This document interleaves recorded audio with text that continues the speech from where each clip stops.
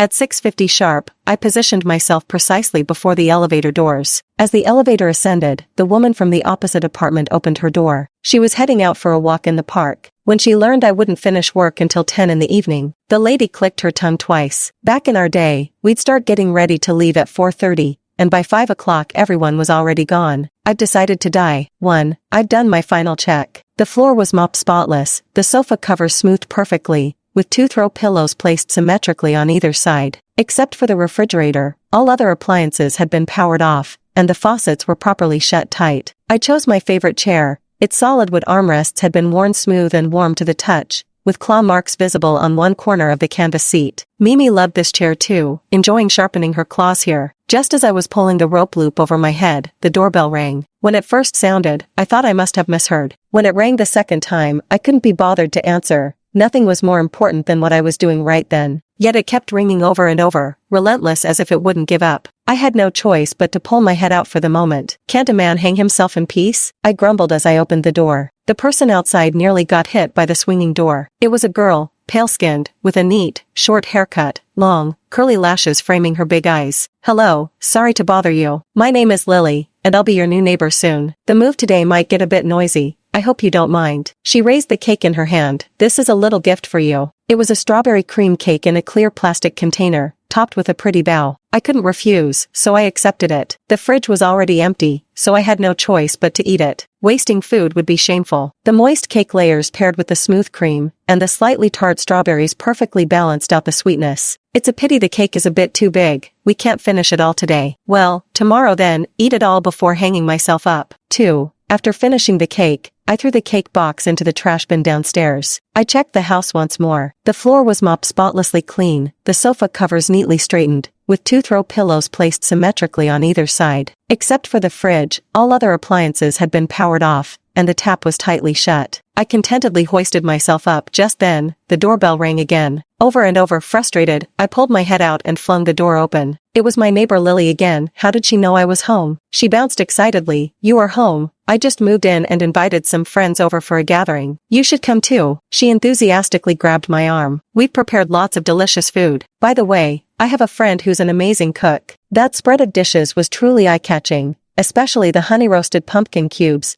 crispy and caramelized on the outside, soft and sweet on the inside, dusted with a layer of fragrant spices that made every bite warmly delightful. Their laughter was just as sweet. Lily took a couple sips of beer, picked up her guitar, and started strumming along while the curly-haired girl beside her sang a folk tune to the melody. The moment that gentle voice began, it felt like being transported back to a simpler, purer time. It's been a long time since I've been this happy. If only I hadn't lost so many rounds of that card game. By the time I got home, it was already late at night. I've never liked the silence of darkness. It always stretches your thoughts endlessly, amplifying every unpleasant emotion in your heart. I've never been good at socializing, always leaning more toward being a quiet introvert. After work, rather than going out with friends for a night of revelry, I prefer curling up at home alone, losing myself in the world of books. This may have something to do with my upbringing. When people try to enter my inner world, I always appear somewhat flustered, never quite prepared on how to interact with them kindly. After returning from Lily's house, as the door closed behind me, my world returned to its quiet peace once more. I looked up at the rope hanging from the ceiling and,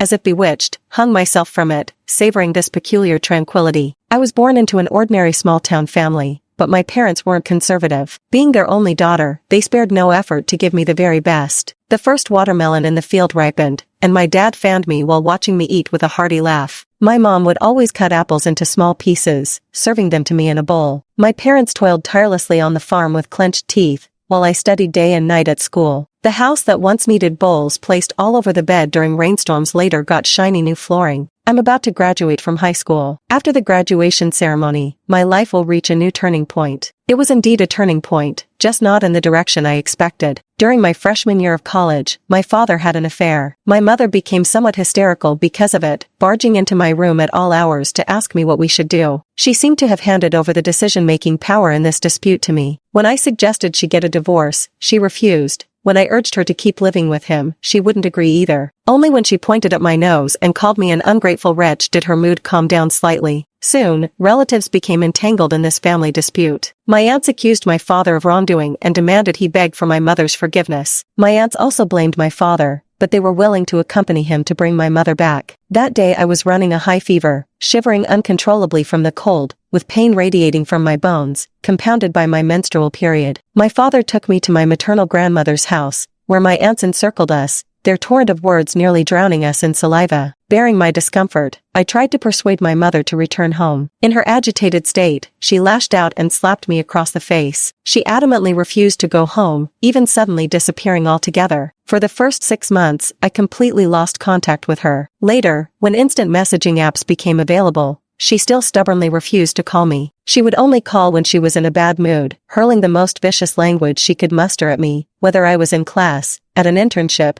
or even on my birthday. My aunts accused me of being a traitor who betrayed my mother by not joining her and denouncing my father. My paternal aunt seized every opportunity to persuade me to bring my mother back home. Everyone believed I was the key to solving the problem. The absurd thing was, even my father began reminiscing about my mother. He told me about the necessity behind marrying my mother back then, while also informing me that he had gone to see her. When someone recounts the past again and again, it only means one thing. He regrets it. They each had their own factions, while I alone became everyone's outlet. This situation persisted for 5 years, until I completely lost hope in my mother. Uncle called me for God knows which time to tell me how much happier children with mothers are. I didn't say anything, just forwarded him my chat history with Mom. From then on, Uncle never brought it up again, and neither did my aunts. Though my aunts still gossiped around town about how ungrateful I was, with one less mountain pressing down on me, life seemed slightly more bearable. My father rented dozens more acres of land, silently determined to support me through my education. From kicking away the chair beneath my feet to the moment I fell, and finally hitting the floor, I lay on my back, staring at the small hole in the ceiling. After a long while, I resignedly got up and picked up the rope from the floor. Tomorrow I'd still need to patch that hole in the ceiling. 4. I patched up the ceiling hole that had been grinning mockingly at me,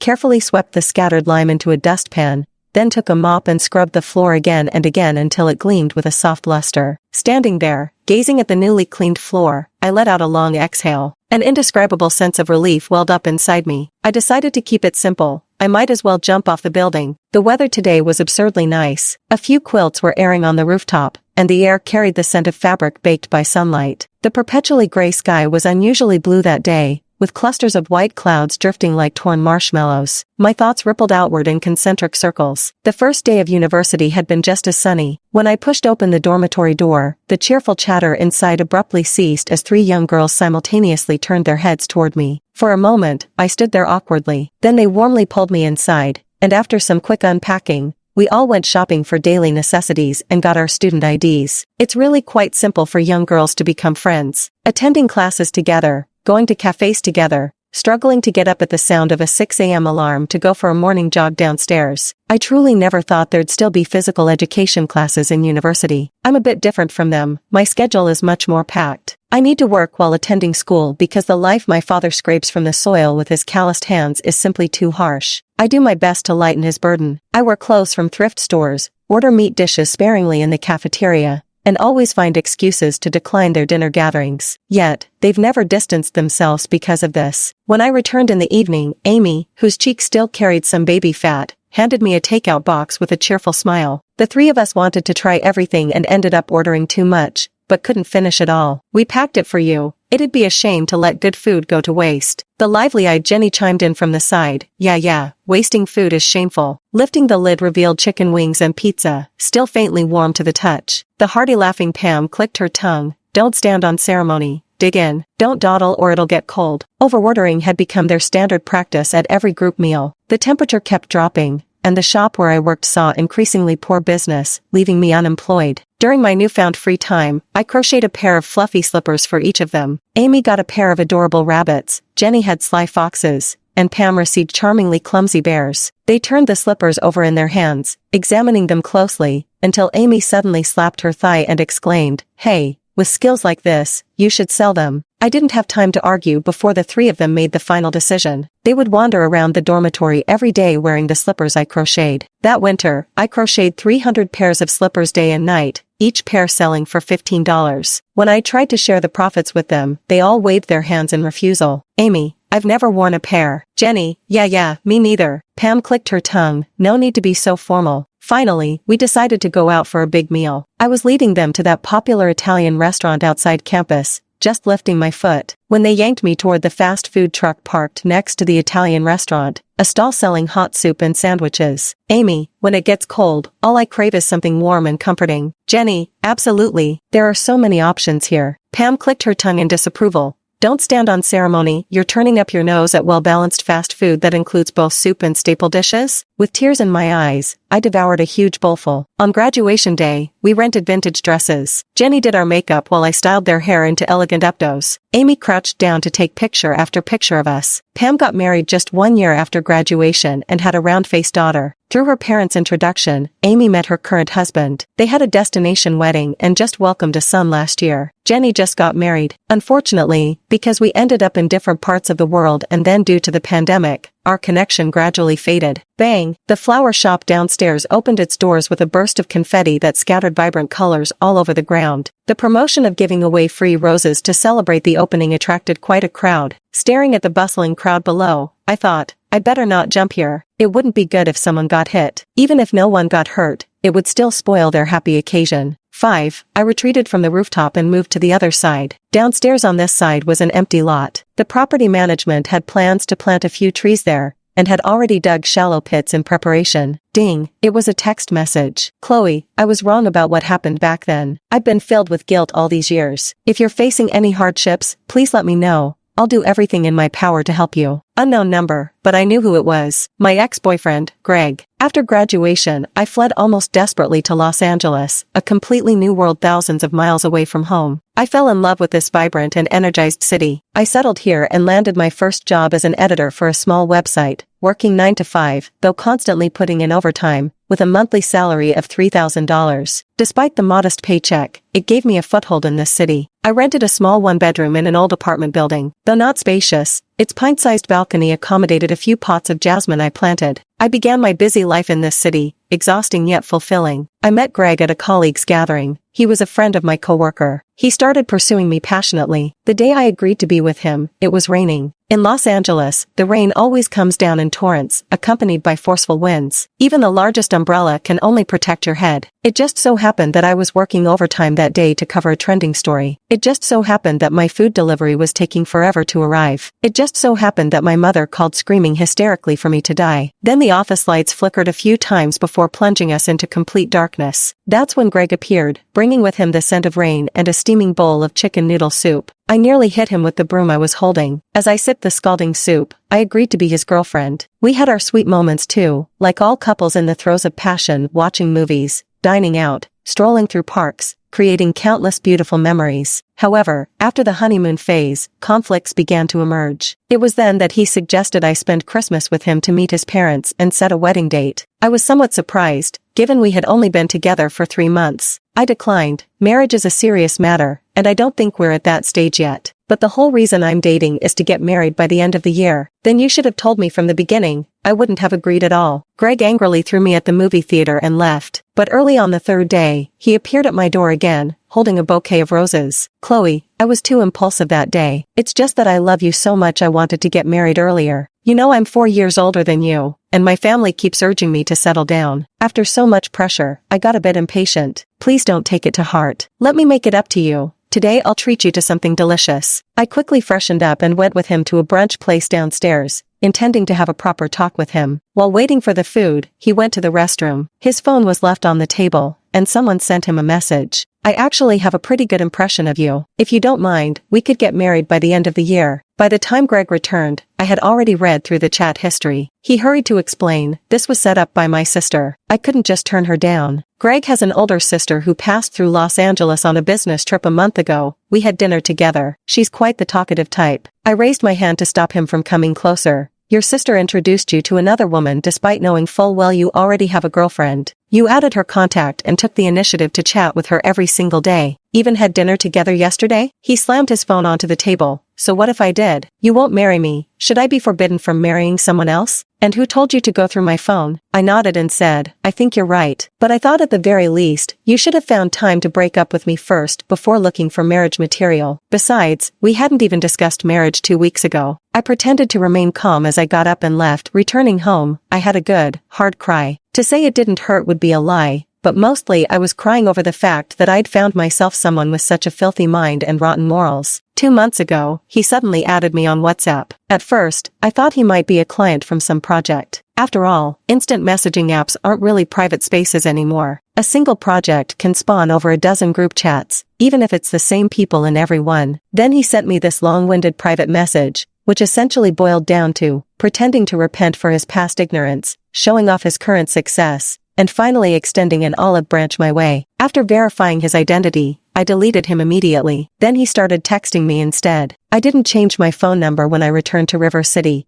It's linked to my bank cards and various accounts, making it too much of a hassle. He kept contacting me with different numbers. I deleted the message coldly and, out of habit, blocked it without hesitation. I didn't want people finding dirty things in my phone after I died. If they misunderstood and thought I jumped for love, I wouldn't be able to rest in peace even in death. Having taken care of everything, I stepped onto the rooftop with satisfaction. "Hey, young lady, come give me a hand." It was an elderly woman, her hair frosted with the snow of passing years. She clutched a snow-white quilt tightly in her arms, woven with red cotton thread. "The weather's lovely today, so I thought I'd bring my quilt up here to bask in the sunshine, just in time for when we'll need it." The old woman's face beamed with a contented smile, her wrinkles strikingly clear in the sunlight. "At my age, my arms and legs aren't what they used to be. I don't have the strength left to hang this up properly. Thank goodness I met you. You youngsters have probably never used quilts like this before, have you? These are real treasures impossible to buy nowadays. My dear old friend made this by hand with the finest materials. So warm and cozy. When it's sun-dried, it becomes especially fluffy and soft. What a pity, she's getting older too. I'm afraid this is the last quilt she'll ever make for me." There was a touch of sorrow and reluctance in the old lady's voice. "Actually, I'm familiar with this kind of quilt. When my grandmother was alive, she'd make me 2 new quilts every year too." I helped spread the quilt out meticulously, smoothing it carefully, then looked down at her. "Ma'am, are there any more?" She seemed not to have heard clearly and looked at me puzzled. "What?" I pointed at the quilt and asked again,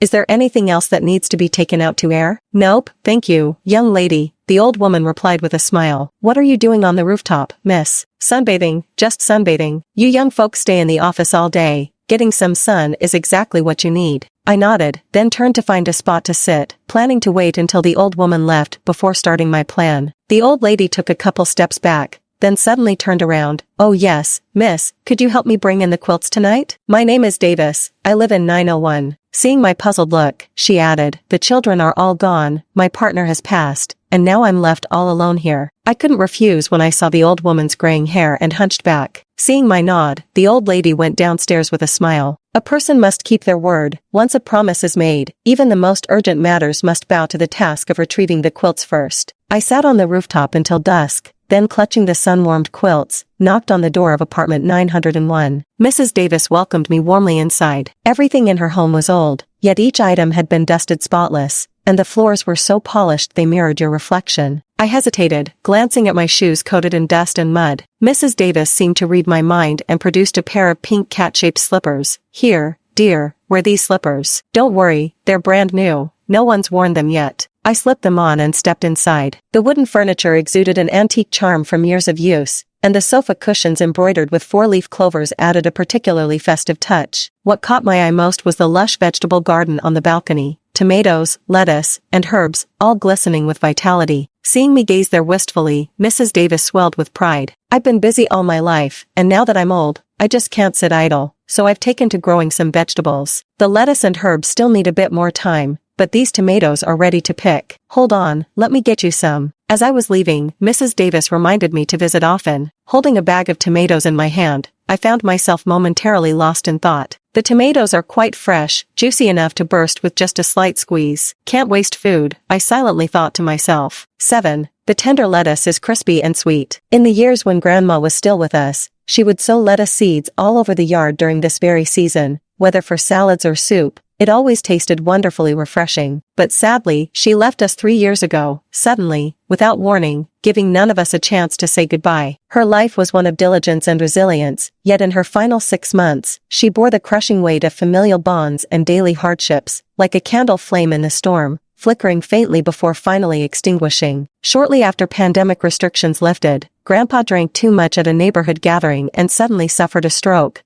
leaving the right side of his body permanently paralyzed. A proud man his whole life, he couldn't accept being confined to a bed for his remaining days, becoming nothing but a burden. The blood clot in his brain also robbed him of emotional control. He became sensitive and irritable, yet unusually dependent on those around him. Nobody can be with another person every single moment. Everyone has their own path to walk. We all advised Grandma to give in to Grandpa, to be more tolerant of his moods, always believing time would smooth everything over, that he'd be fine once he accepted reality. Yet we never truly saw things from Grandma's perspective. After she died, I tried to see things from her perspective. Her children, her own flesh and blood, were all accusing her, as if she had become the sinner of the family. The accusations of strangers we might ignore, those from friends might sadden us, but accusations from our own kin can become swords that pierce straight to the heart. Back then, wasn't she just as helpless and alone as I had been? What did I do? At first, I stood up for her too. That day, Grandpa refused to eat, crying that Grandma despised him for being useless, even though she had promised to accompany him after tending the garden but never came to see him. My father began yelling at Grandma,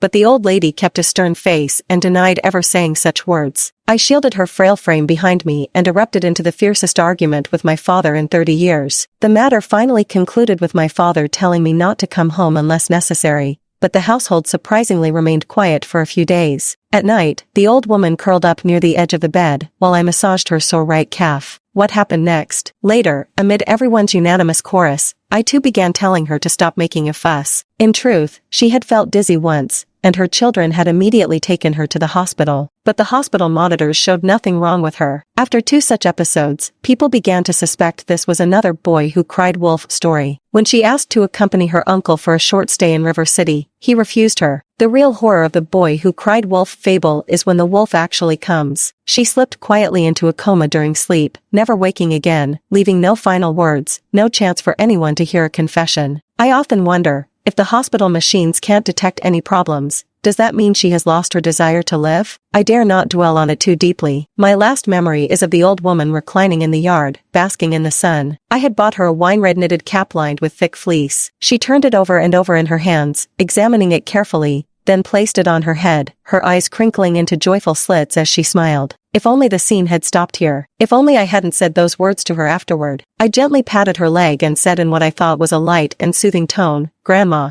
don't be upset with the family. Grandpa is sick, so try to be more understanding. Once my job is stable, I'll move to a new place and have you stay with me for a while." Yet these words became my eternal regret. By the time I received the next message, she was already in the ICU. When I rushed home, her funeral appearance had been carefully prepared, wearing that burgundy hat on her head. There she lay, icy and pale, until finally being placed into an urn. People only realize what they've lost when it's gone. Over the years, we placed all sorts of snacks before Grandma's portrait, chattering away as if she could still hear us. She would forever only smile at us now. After Grandma passed away, I eventually found my way through the doors of a fairly decent company in River City. The benefits were excellent: comprehensive health insurance, a 401k plan, and weekends off. When I joined, I thought to myself that barring any mishaps, I'd probably work here until retirement. When my professional knowledge proved lacking, I'd smile apologetically while consulting colleagues and clients for guidance. The first year on the job was like springtime foliage growing wild. My skills flourished rapidly through constant refinement. When our project became the industry benchmark, I evolved from a novice facing customer complaints to a seasoned professional. Colleagues jokingly said that my 3 years with the company felt like 6 years of work experience. Working late nights and being perpetually on call became my daily routine. On the eve of product launches, I often wouldn't close my eyes until 3 a.m., only to rise again by 6 in the morning. Yet the biggest lie in this world is that hard work guarantees rewards, especially in the workplace. The truth proves that if you're capable, you'll never run out of work. If you can endure hardship, you'll never run out of hardships to endure. My well-deserved raise never came, not when I handled the most projects in our group,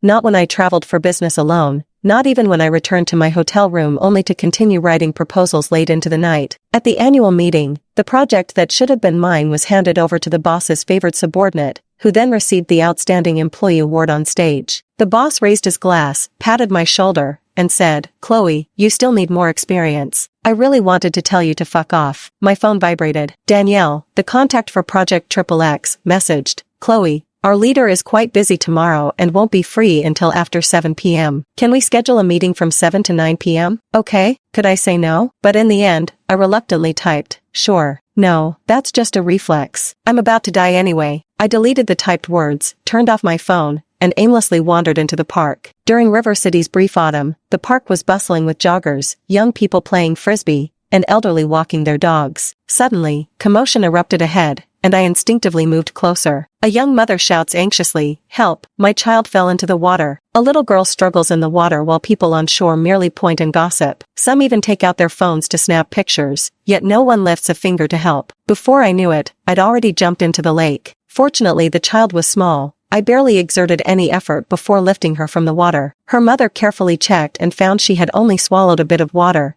then carried her away and left. I suddenly thought dying this way wouldn't be so bad. Grandpa had jumped into the lake last year. Dad bought him an electric wheelchair to move around the neighborhood, but he drove himself straight into the lake. He hadn't wanted to live for a long time. The blood clot in his brain kept his world spinning for over 3 years. After burying Grandpa, the family seemed to breathe a sigh of relief. Relief came intermixed with guilt and a touch of lightness. A man who was night running leaped down and hoisted me up, while on the shore, a crowd of women had gathered unnoticed, reaching out to grab me. The moment I reached the shore, 7 or 8 pieces of clothing were thrown over me, covering me head to toe. Oh my God, she almost couldn't get up herself but still went to save someone. Hurry and cover up. The autumn water is cold and the temperature's low. Don't catch a chill. I saw the lady from across the hall, and she recognized me too. She grabbed my hand and started telling all her sisters about me. "This is the girl from across my hall, such a good child. That day when it rained and I hadn't brought an umbrella and twisted my ankle, she was the one who took me to the hospital." Praise from the ladies instantly overwhelmed me. Before I could say anything, the 2 women had already dragged the mother back. "Someone saved your daughter, and instead of saying thank you, you just ran away. Didn't your mother teach you any manners? This young woman hasn't even gotten out yet. Couldn't you at least call for help for her? Heartless wretch." The young mother kept apologizing and repeatedly promised she wouldn't play with her phone while looking after her child anymore. Only then did the ladies let them leave. The little girl tugged at my finger, and I bent my head down. "Thank you, ma'am," she said, planting a small kiss on my cheek. Dispelling the autumn breeze, I buried myself completely in the bathtub as the air in my lungs gradually grew thin. In a daze, I heard a cat's meow. Mimi. I suddenly lifted my head, sending waves of bathwater spilling recklessly onto the floor. The round stool beside the bathtub was bare, no sign of that mottled black and gray figure. Yes, my Mimi passed away last month,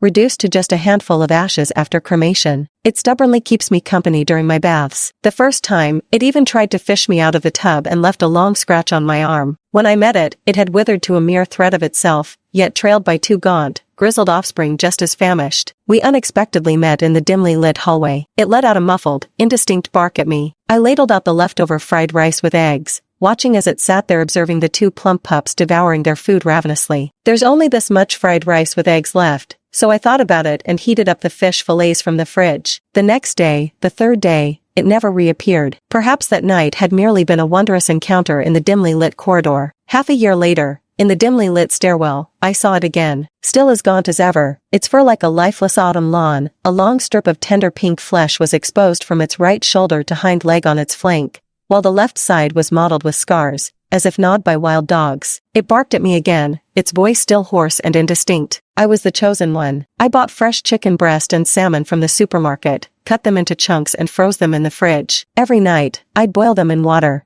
and it would bury its head in the food, devouring everything like a whirlwind. I lowered my head and viciously took a bite of a raw lettuce leaf. Once full, it would hold its head high, pick a satisfactory spot, curl up into a ball, and snore away. Its favorite spot was my computer tower. After waking up, it would shake itself off, and I'd open the door to let it out. It erupted with tenacious vitality. Within just 2 months, its fur became glossy and sleek as if brushed by spring breeze, and its wounds vanished without a trace. A strange understanding had developed between us. Every evening when I returned from work, all I needed to do was stamp my feet in the hallway. Then the meowing would approach from afar until she appeared by my feet, the tip of her tail lightly curling around my calf. The moment the door cracked open slightly, it squeezed its way inside. I realized belatedly that it had gotten fat. Its belly had swollen up like a balloon. I was allowed to touch its belly. "Are you pregnant?" It let out a soft meow, which I took as an answer. Resigned to my fate, I upgraded its meals. One day when I returned home, its belly had flattened completely, turning the entire cat into a straight line, and it suddenly became extremely talkative. It wound around my legs, rubbing against me and meowing non-stop, as if both pleading for attention and proudly showing off. A brave mother who gave birth alone. I patted its head and praised it for doing great,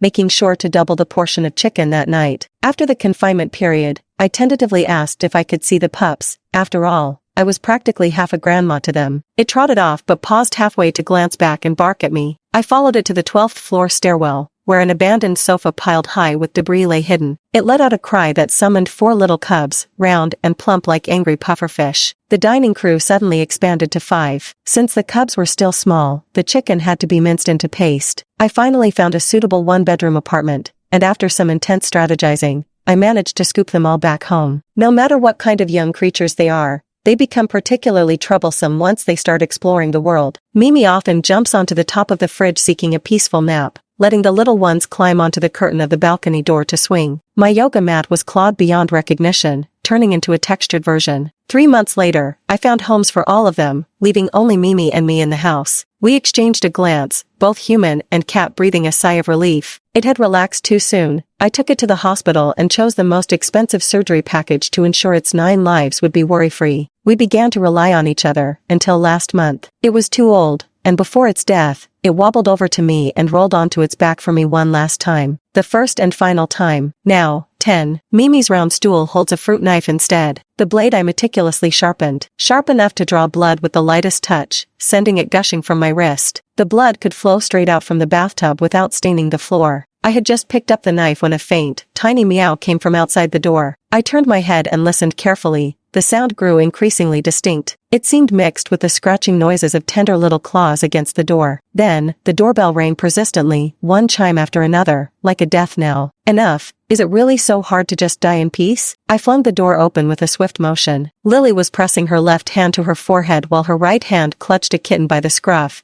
its 4 tiny legs dangling helplessly like an upturned beetle. I was speechless for a moment. You shouldn't stand so close when someone's opening the door. Sorry, I didn't notice. She rubbed her forehead, where a big bump had formed. I guiltily avoided her gaze. Is something wrong? She rubbed the bump on her forehead again. I was wondering if you could take a look at my proposal. I looked thoroughly puzzled. Last time I found out you also work on consulting proposals. She touched her forehead once more. I do too, but I'm just starting out and wanted to ask for your opinion. I glared at her irritably. Can't you look up the information yourself? Like the company's past project documents or something. I'm just an intern. I recognize every word individually, but when they're put together, I don't quite understand. I have no obligation to teach you work-related matters, understood? I can pay. She paused. Probably not much, but I can cook for you, homemade lunchboxes every noon. But I want to die right now. Tomorrow's sun is already out of reach for me. I was about to refuse when the elevator doors opened. Mrs. Davis from apartment 901, her clothes soaked in droplets still clinging to her thin, graying hair, rushed out in a panic. Chloe, my kitchen pipe burst, and the property office isn't picking up. Come take a look, quick. Fixing a leaking pipe before dying can't hurt, right? I slammed the door shut and followed the old woman downstairs. Lily, still clutching the kitten, trailed behind us. The faucet had simply worn out with age. Replacing it would solve the problem. I swiftly turned off the main water valve at home and instructed Lily to go buy a new faucet for me. After we finished replacing the faucet, Mrs. Davis boiled a pot of ginger tea using an electric kettle, serving each of us a cup. Even the kitten got a small saucer of milk. It's goat's milk. My children bought all sorts of milk powder for me. My place is practically a milk powder store now,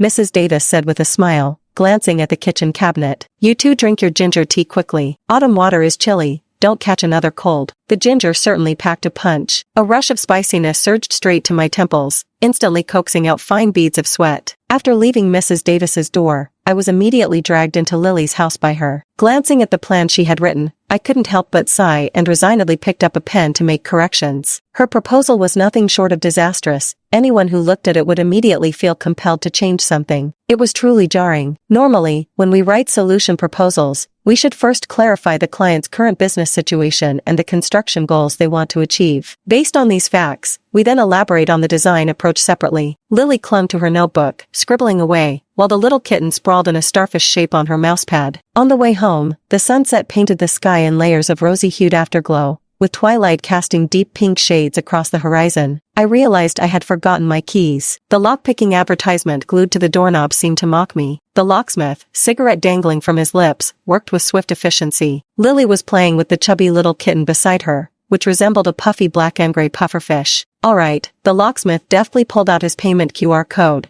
I'll give you 20% off, young lady. Just remember to carry your keys next time. I was about to close the door when I noticed two figures crouching in the hallway outside, one large, one small. The little pufferfish flopped onto its back right there, exposing its round belly. Mew. I sighed resignedly and lifted it in by the scruff of its neck. Lily followed in smiling. Sis, let me make you that honey-roasted pumpkin squares again. I noticed you liked them last time. I specially asked my best friend for the recipe, just for you. My phone vibrated with a message from XXX Project Contact Danielle. Chloe, let's sync on the project progress tomorrow, Monday, and aim for launch by month end. I watched the little pufferfish scurrying around the house on its four stubby legs with a pitter-patter, and resignedly replied, Alright, 11, I wanna die. Seeing Lily's cooking makes me want to die even more. So-called honey-glazed roasted pumpkin cubes? More like an unrecognizable black mystery lump. To be more accurate, it should be called charcoal. The range had hummed loudly, while all the windows and doors in the house were thrown wide open at this moment. Lily stuck out her tongue. This seems pretty simple to me. Just do this first, then like that. A classic armchair strategist, her brain memorized the theory but her hands never learned the moves. In the end, she pulled out her phone and expertly ordered 2 dishes and a soup with practiced ease. Before meeting Lily, my life followed an extraordinarily predictable routine. I wake up at 6:30 on workdays, stand in front of the elevator by 6:50,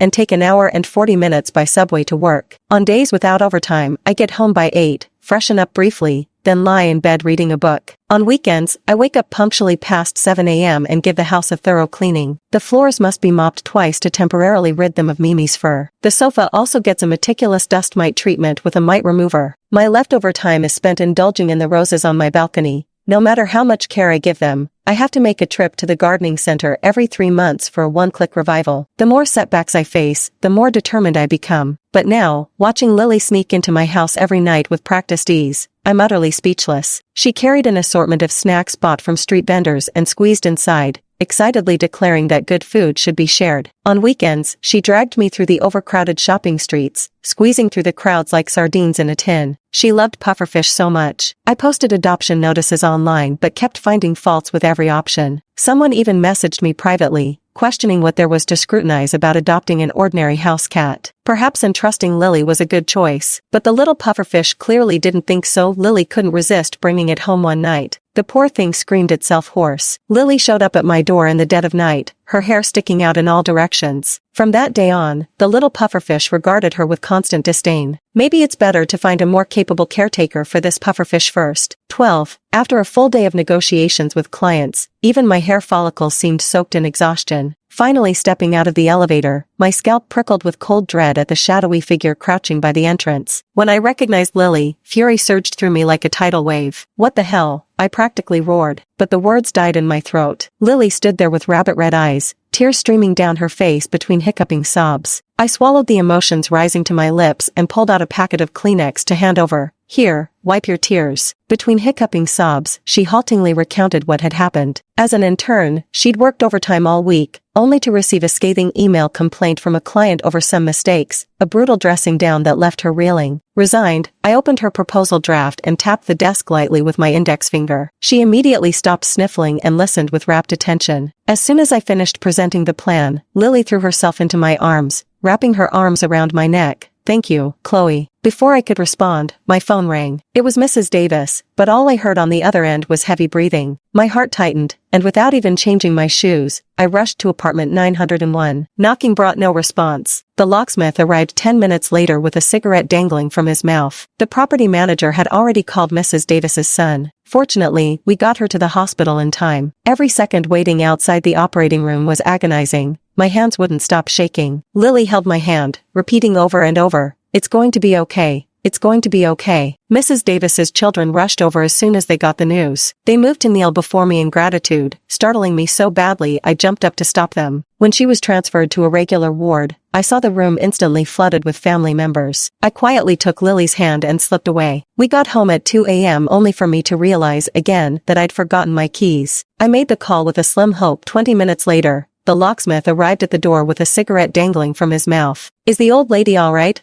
She got to the hospital in time. Just needs a couple days under observation before coming home." He deftly picked the lock, grabbed his toolbox, and turned to leave. Bro, how much do I owe you? No charge. Let me do a good deed for once. Call me if you need help again. He scratched his head, though better if you don't. 13. On Saturday, Mrs. Davis was discharged from the hospital. With a smile, she led her children to knock on my door, and they brought 6 crates of fruit for Lily and me. Mrs. Davis's children had agreed to take her in to live with them. In the past, I was the one who refused, but this time I really scared them. They wouldn't hear of me living alone anymore. Her eyes shimmered with an indescribable contentment and serenity. As I was leaving, Mrs. Davis handed me a key. Dear, could you spare some time to water the vegetables on the balcony for me? They're nearly ready for harvest. I hesitated. After all, the survival of my own balcony plants depended entirely on a revive with one-click service. Lily snatched the key immediately. Don't worry, Mrs. Davis, mission guaranteed. I'll send you daily photo updates of our little vegetable garden. A week later, we stared at the already yellowing vegetables, exchanging bewildered glances. Sis, do you think these can still be saved? I don't know how to save them. I only know how to hit the revive button. The photo was posted at night, but Mrs. Davis arrived the next afternoon. I still don't like staying at their place. It feels uncomfortable, like something's missing. Mrs. Davis carefully nursed the withering seedlings while patiently teaching us. What a great brain, yet I didn't even remember. Mrs. Davis's children ultimately couldn't sway her, settling for installing surveillance at home and agreeing to visit once every 2 weeks. Mrs. Davis said her husband was here, and so were her vegetables. The doorbell rang. In the evening, my dad video called me. He rarely reaches out first, yet buys piles of fruit every time I come home. Perhaps fatherly love is always silent. He chattered on about many family matters, and the hair on the person in the video had begun to gray. Before hanging up, he said to me, "You've worked hard, all these years." The next day was the weekend, and for once, I wasn't woken up by my biological clock. The doorbell rang again and again, refusing to give up. The little pufferfish by my pillow lifted its paw to cover its ears. Groggy with sleep, I pushed open the door, only for Lily to crouch down while covering her head. "Didn't I tell you to stay away from the door?" Rubbing the bump on her forehead. "Sis, the maple leaves in the park have all turned red. Want to go together?" The end.